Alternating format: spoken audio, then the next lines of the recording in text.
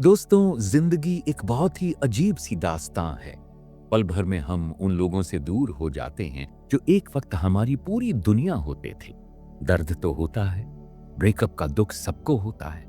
कुछ लोग चीजें अच्छी करने का ट्राई भी करते हैं, लेकिन बिगड़ी बात बन नहीं पाती। लेकिन सोचिए, आज जिस इंसान से आप भाग रहे हैं, अगर कल को वो अपनी आखिरी सांस ले रहा हो, तो क्या फिर भी आप अपनी अनसर्टेनिटीज को ही जीतने देंगे? नहीं ना। इस किताब से आपको जरूर ही फैमिली, एजिंग और सोसाइटी के उन एलिमेंट्स के बारे में पता चलेगा जिनसे आप अभी तक अनजान हैं। हमारे प्यारे बॉलीवुड ने हमें कई ऐसी मूवीज दी हैं जिसमें एक स्टूडेंट और टीचर के कॉम्प्लेक्स रिश्ते को दिखाया गया है। आपने खुद ऐसी कई मूवीज देखी होंगी, जैसे कि मोहब्बतें, स्टैनली का डब्बा और तारे जमीन पर। हर एक मूवी में हमें एक पर्टिकुलर थीम देखने को मिलती है जो एक नए डायनामिक को डिस्कस करती है। तारे जमीन पर की बात करें तो आपको याद होगा कि ईशान अवस्थी शुरुआत में एक शाय और डरा हुआ बच्चा था जिसे डिसलेक्सिया की बीमारी थी, और उसके चलते वो अपने आप को एक बोर्डिंग स्कूल में पाता है। वहां पर भी उसकी मुश्किलें आसान नहीं होती जब तक वो एक खास टीचर से नहीं मिलता जिसका नाम था राम शंकर निकुंभ। कहने का मतलब है कि एक बच्चे की लाइफ में एक अच्छे टीचर का क्या रोल है, आप और मैं इसे अच्छे से जानते हैं। ऐसा ही एक रिश्ता ऑथर मिच एल्बॉम अपनी एक यूनिवर्सिटी के प्रोफेसर मॉरी श्वार्ट्ज के संग अपनी किताब ट्यूसडेज विद मॉरी में डिस्क्राइब करते हैं। जैसा कि हमने तारे जमीन पर में देखा था, शुरुआत में मिच को भी मॉरी के सामने ओपन अप होने में मुश्किल हुई थी, लेकिन उन्हें शुरू से ही ये बात पता थी कि मॉरी के संग उनका रिश्ता कोई टिपिकल टीचर स्टूडेंट रिलेशन नहीं होने वाला था जिसमें केवल डिसिप्लिन और मार्क्स की ही बात हो। मिच अपने ईयर में सबसे एक साल छोटे थे, जिसकी वजह से उन्हें सबके बीच में एडजस्ट होने में काफी दिक्कत होती थी। उन्होंने इससे डील करने के लिए अपने चारों ओर एक बबल बना लिया था। जैसे कि आप गेस कर सकते हैं, मॉरी वो पहले इंसान थे जिन्होंने मिच को ठीक से समझा और उन्हें अच्छा परफॉर्म करने के लिए मोटिवेट किया। मॉरी सोशियोलॉजी, साइकोलॉजी और ह्यूमन रिलेशंस की क्लासेस लेते थे और मिच ने इन सब में काफी मेहनत की। मिच का कॉन्फिडेंस बिल्ड करने के लिए ये डुओ लगभग हर ट्यूसडे मिलता था। वो साथ में खाना खाते थे, कभी कभी वॉक पर भी जाते थे और अक्सर लाइफ और फिलॉसफी की बात करते थे। मॉरी के मोटिवेशन की वजह से ही मिच ने अपनी ऑनर्स थीसिस लिखी, एक ऐसा काम जो वो पहले करने का सोच भी नहीं पाते थे। जब मिच ग्रेजुएट हुए तो उन्होंने मॉरी को अपने पेरेंट्स से मिलवाया। जैसा कि आप एक्सपेक्ट कर सकते हैं, उनके पेरेंट्स मॉरी को मिच का लाइफ कोच बुलाते थे। इस वक्त पर मिच काफी एक्साइटेड थे कि कॉलेज की दुनिया से बाहर आकर वो अब रियल वर्ल्ड में स्टेप इन करने जा रहे थे। उन्होंने फील किया कि उनमें सब कुछ अचीव करने का पोटेंशियल है। इस वक्त पर मॉरी ने उन्हें टच में रहने को कहा और दोनों ने प्रॉमिस किया कि वो हमेशा एक दूसरे से बात करेंगे और हर अपडेट शेयर करेंगे। दोस्तों, लाइफ का क्या मतलब है? अगर आपसे ये सवाल कोई करे तो आपका क्या जवाब होगा? इवेंट्स की क्रोनोलॉजी, लोगों से बना एक संगम, जीने का जरिया? बहुत से लोग इनमें से ही कुछ आंसर करेंगे, लेकिन हम लोग अक्सर एक बहुत ही इंपॉर्टेंट पॉइंट को भूल जाते हैं। वो क्या है? इसका जवाब है कि लाइफ कभी भी सीधी नहीं चलती है। ये एक डायनामिक कॉन्सेप्ट है जिसमें पल पल बदलाव होना लाजमी है। अगर आप उस चेंज के साथ अडेप्ट नहीं कर पाते तो लाइफ आपके लिए मुश्किल हो सकती है। आपने ये खुद भी एक्सपीरियंस किया होगा। क्या आपकी लाइफ में कोई ऐसा रिश्ता है जो एक वक्त आपके लिए सबसे खास था, लेकिन समय के साथ आप उनके साथ वो कनेक्शन मेंटेन नहीं कर पाए और एंड में आपको ये बात एक्सेप्ट करनी पड़ी कि समय सब कुछ बदल देता है? लेकिन इसका ये मतलब नहीं कि आप बुरे हैं या लापरवाह हैं। सच तो यह है कि लाइफ में एक पल में इतना सब कुछ हो रहा होता है कि आप अपनी हर एक कमिटमेंट को ठीक से नहीं निभा पाते। क्या आपका भी कोई ऐसा रिश्ता है?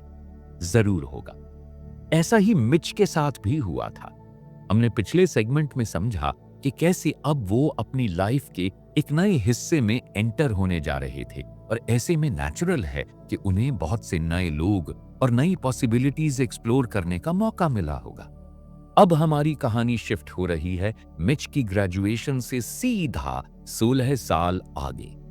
इस वक्त तक आप गेस ही कर सकते हैं कि मिच अपने प्रोफेसर से किया हुआ प्रॉमिस नहीं निभा पाए। अब लाइफ में उनके पास किसी भी तरह का ऑप्टिमिज्म या पॉजिटिव एटीट्यूड नहीं बचा है जो उनके पास अपने कॉलेज के टाइम पर था। कहते हैं ना कि सब कुछ सही चल रहा होता है पर लाइफ आगे बढ़ जाती है। मिच के संग भी कुछ ऐसा ही हुआ था। अब 40 की उम्र में उन्हें एंजाइटी होने लगी थी और वो कई बार सोचते थे कि क्या उन्होंने जो कुछ भी अचीव किया था उसका कुछ मतलब भी है? क्या किसी भी चीज का कुछ मतलब है? आसान शब्दों में उन्हें एग्जिस्टेंशियल क्राइसिस होने लगी थी। दोस्तों, हम अपने चारों ओर ऐसे लोगों को देखते हैं जो बाहर से तो पूरी तरह से समृद्ध और खुश हैं, लेकिन अंदर ही अंदर उन्हें बेसिक हैप्पीनेस की कमी महसूस होती है। ऐसा ही कुछ मिच के साथ भी हो रहा था।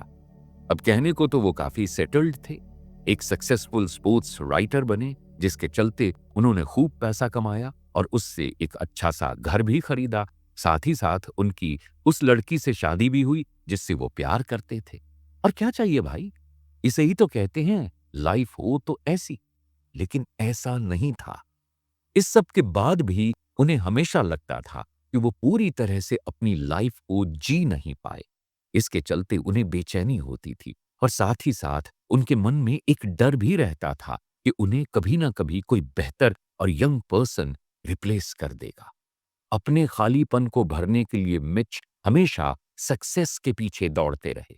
उन्हें लगता था कि अगर वो किसी चीज को अचीव कर लेंगे तो उनके मन में उठने वाले सवाल भी खत्म हो जाएंगे। लेकिन ऐसा नहीं हुआ। उन्होंने कभी अपने बारे में आराम से बैठकर सोचा ही नहीं। वो इस इल्यूजन में जीते रहे कि सब कुछ ठीक चल रहा है और सक्सेस ही उनके सारे सवालों का जवाब है। अब खुद ही सोचिए, जब आप कुछ अचीव करते हैं तो आपको कैसा लगता है? सुकून मिलता है ना? लेकिन सवाल यह है कि वो फीलिंग कितनी जल्दी खो जाती है। और ऐसा होना नेचुरल भी है। हम आज एक ऐसे एरा में जी रहे हैं जहां हर पल कुछ न कुछ हो ही रहा है। इससे पहले कि हम कुछ अचीव करके उसकी खुशी मनाएं, हमारे सामने दूसरा कोई टास्क आ जाता है और हम इस साइकिल में उलझ जाते हैं। और ऐसा ही कुछ मिच के संग भी हो रहा था। इसके साथ ही उनका अपने कॉलेज के सारे दोस्तों से कांटेक्ट छूट चुका था। उनके पास उन लोगों का साथ नहीं था जिन्होंने उनकी जर्नी में उनको सपोर्ट किया था, जिसमें मौरी भी शामिल थे। अब जीवन तो हर किसी के लिए सेम स्पीड से आगे बढ़ता है, लेकिन इसका इम्पैक्ट अलग अलग तरीके से महसूस होता है। हमने समझा कि मिच कैसी दिक्कतों से जूझ रहे थे, लेकिन ऐसा ही कुछ मौरी के साथ भी हो रहा था। वो अब 70 साल के हो चुके थे और उनकी हेल्थ काफी खराब हो चुकी थी। उन्हें सांस लेने में दिक्कत होती थी। उनका शरीर अब काफी कमजोर हो चुका था। इसके चलते उन्होंने कुछ मेडिकल टेस्ट करवाए और फाइनली उन्हें एमियोट्रोफिक लैटरल स्क्लेरोसिस नाम की एक बीमारी डिटेक्ट हुई। इस बीमारी में न्यूरोलॉजिकल सिस्टम पर असर होता है, जिससे शरीर खुद को कंट्रोल करने की एबिलिटी लूज कर देता है। बता दें कि स्टीफन हॉकिंग को भी यह बीमारी हुई थी और ज्यादातर लोग इस बीमारी को 5 साल से ज्यादा नहीं झेल पाते। मौरी को रियलाइज हो चुका था कि वो अपनी लाइफ के आखिरी फेज में थे, इसलिए वो ऐसा काम करना चाहते थे जो उन्हें सबसे ज्यादा पसंद था, जिसमें उन्हें सबसे ज्यादा सुकून मिलता था। जल्द ही उनकी गाड़ी चलाने की एबिलिटी और चलने की एबिलिटी भी खत्म होने लगी। 1944 में उन्होंने डिसाइड किया कि वो एक आखिरी क्लास लेना चाहेंगे। इतनी सफरिंग के बाद भी मौरी नहीं चाहते थे कि उनके दोस्त और रिश्तेदार उन्हें किसी अलग ढंग से ट्रीट करें। वो उनकी प्रॉब्लम्स को अब भी सुनना चाहते थे और उन्हें डिस्कस करना चाहते थे। इसी के साथ वो कुछ स्निपेट्स बनाने लगे जिसमें ज्ञान की बातें लिखी होती थी। मौरी के एक दोस्त ने उनकी बातें एक रिपोर्टर को भेजी, जिसके बाद उस रिपोर्टर ने एक आर्टिकल छापा, जिसके बाद इस कहानी को काफी बार टेलीविजन पर भी दिखाया गया। एक दिन टीवी देखते वक्त मिच ने ये न्यूज देखी और इस तरह उन्हें पता चला कि उनके प्रोफेसर, उनके लाइफ कोच अपनी लाइफ के आखिरी पल जी रहे थे। क्या आपने कभी ऐसी कोई न्यूज़ एक्सपीरियंस की है जिसके चलते आपके हाथ पैर सुन्न पड़ गए हों? ऐसा लगे कि सब कुछ खत्म हो रहा हो, किसी करीबी की मौत, किसी का एक्सीडेंट। ऐसे बहुत से इंस्टेंसेस होते हैं जिसमें हमें समझ में नहीं आता कि आगे क्या किया जाए। जब मिच को अपने प्रोफेसर के बारे में पता चला तो उनके साथ भी कुछ ऐसा ही हुआ। पहले जब उन्होंने ये खबर सुनी तो वो तो नंब हो गए थे, लेकिन इस फेज को क्रॉस कर उन्होंने डिसाइड किया कि वो अपने प्रोफेसर से दोबारा कनेक्ट करेंगे। इसके चलते उन्होंने एक मीटिंग अरेंज की। अब आप खुद ही सोचिए कि मिच कैसी सिचुएशन में थे। अगर आपके साथ ऐसा हुआ होता तो आप कैसे रिएक्ट करते? गिल्ट, एम्बैरेसमेंट या फिर ऑकवर्डनेस, या फिर तीनों ही? मिच भी इन फीलिंग्स को एक साथ एक्सपीरियंस कर रहे थे, और करते भी कैसे नहीं। उन्हें अपने प्रोफेसर से बात किए हुए 16 साल हो चुके थे। एक ऐसा इंसान जिन्हें वो अपना लाइफ कोच कहते थे, जिनकी वजह से उन्हें लाइफ को फेस करने का कॉन्फिडेंस आया था, वो इन सब बातों को बहुत ध्यान से सोच रहे थे। मिच यही बात सोच रहे थे कि वो अपने प्रोफेसर के सामने फेक कर सकें, लेकिन किस चीज का? मैं बताता हूं। मिच की लाइफ का सबसे बड़ा फ्लॉ ये था कि उन्होंने न केवल अपने प्रोफेसर से कनेक्शन लूज किया, लेकिन साथ ही साथ उन्होंने अपने उस आइडियलिस्टिक यंग सेल्फ से भी कनेक्शन लूज किया था जो वो एक टाइम पर थे। और अपने प्रोफेसर से मिलते वक्त वो यही चाहते कि उनके सामने वो खुद को वैसे ही प्रेजेंट करें जैसा उनके प्रोफेसर ने उन्हें 16 साल पहले बनाया था। और फिर उन दोनों की मीटिंग हुई। इस वक्त तक एक व्हील चेयर मौरी का परमानेंट हिस्सा बन चुकी थी, क्योंकि उनकी लेग्स अब उन्हें सपोर्ट नहीं कर पाती थी। मिच ने अपने प्रोफेसर को जोर से गले लगाया। इसके चलते वो सारी मेमोरीज ताजा हो गईं जो अब तक कहीं खोसी गई थी। इस पहली विजिट से ही उन दोनों की बातें काफी नेचुरल थी, क्योंकि उनके बीच हमेशा से एक अंडरस्टैंडिंग और कनेक्शन था।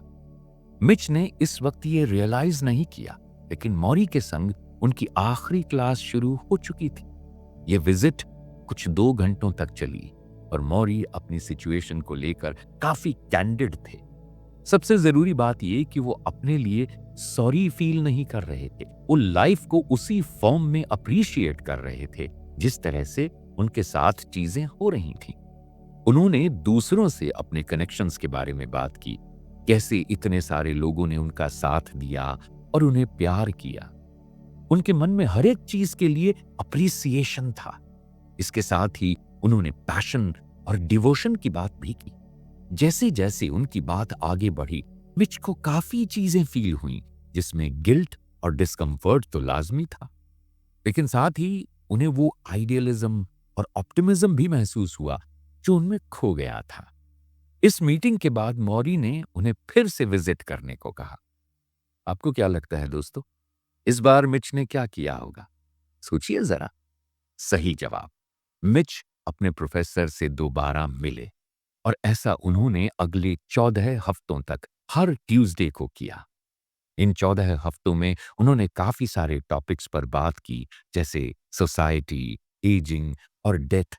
और इसके साथ ही उन दोनों ने साथ में एक आखिरी थीसिस भी प्रिपेयर की, जो कि एक मीनिंगफुल लाइफ को डिफाइन करती।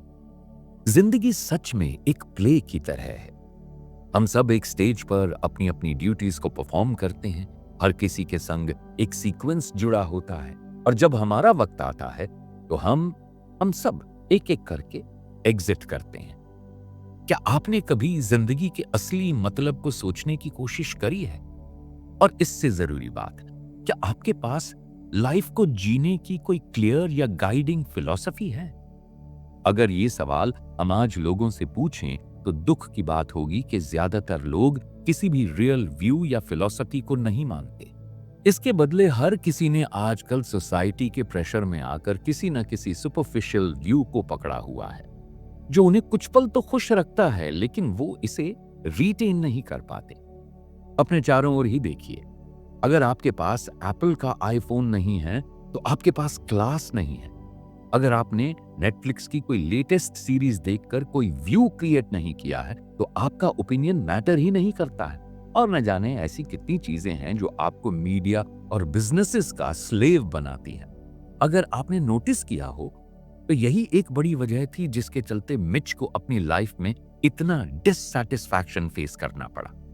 वो अपने काम में इतना उलझ गए थे कि उन्होंने अपने अगले टारगेट को ही अपनी खुशी के रूप में देखना शुरू कर दिया था। इसके चलते वो कभी भी एक फ्री माइंड के साथ इंट्रोस्पेक्ट नहीं कर पाए कि लाइफ में ऐसी कौन सी चीजें हैं जो उन्हें सच में खुशी देती हैं। लेकिन ये सब बदलने लगा जब वो अपने प्रोफेसर से फिर से कनेक्ट हुए। उनके थॉट्स अब ठीक जगह पर वापस आने लगे थे।